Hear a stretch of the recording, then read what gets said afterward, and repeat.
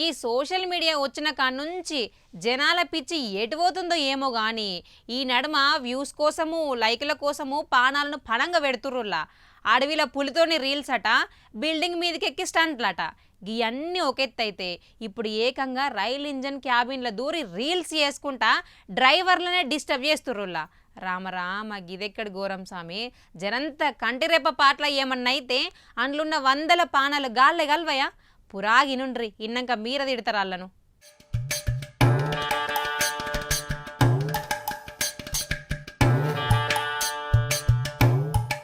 రైలు నడపడం అంటే ఏమన్నా చిన్న ముచ్చట్నా?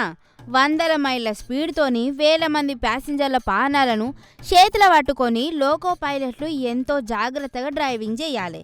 కానీ ఈ నడుమ కొందరు సోషల్ మీడియా పిచ్చోళ్ళు ఎట్లా పర్మిషన్ తెచ్చుకుంటాండ్రో ఏమో కానీ ఏకంగా రైల్ క్యాబిన్లకే పోయి రీల్స్ ఇడతాండ్రు. అక్కడుండే బటన్లు హ్యాండిళ్లను చూపించుకుంటా బ్యాక్గ్రౌండ్ సాంగులు పెట్టి ఇన్స్టాగ్రామ్లో హల్చల్ చేస్తాండ్రు.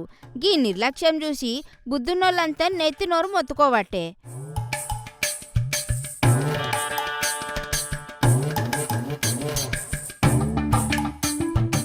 అసలే గీ నడుమ కాలంలో అక్కడక్కడ రైలు ప్రమాదాలు జరిగి జనాలు రైలు ఎక్కాలంటే సుధా భయపడుతున్న రోజులు రావట్టే. కానీ గీలేమో గీసొంటి రీళ్లు చేసుకుంటా ఎంజాయింగ్ చేయబట్టే. డ్రైవర్ పక్కన నిలబడి వీడియోలు తీసుకుంటా వాళ్ళ ధ్యానాన్ని మళ్లించడం ఎంతవరకు కరెక్టో మీరే చెప్పాలుల్లా.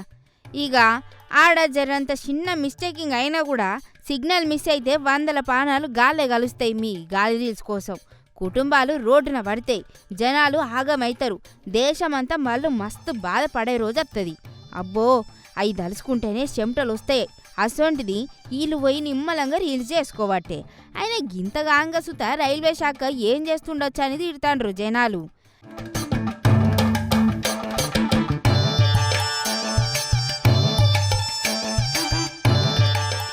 ఇక ఆగి రీల్స్ ముచ్చట చూసిన జనాలు ప్యాసింజర్లు మాత్రం ఫుల్ ఫైర్ మీద ఉన్నారు.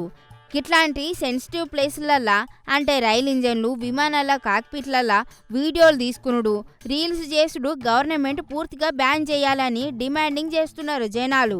చట్టాలు గట్టిగా చేసి ఇట్లాంటి వాళ్ళను జైల్లోకి పంపకపోతే ఏదో ఒకరోజు పెద్ద ప్రమాదం జరిగేదాకా వీళ్ళ పిచ్చి తగ్గేటట్టే లేదని జనాలు కూడా గరం అవుతాండ్రు.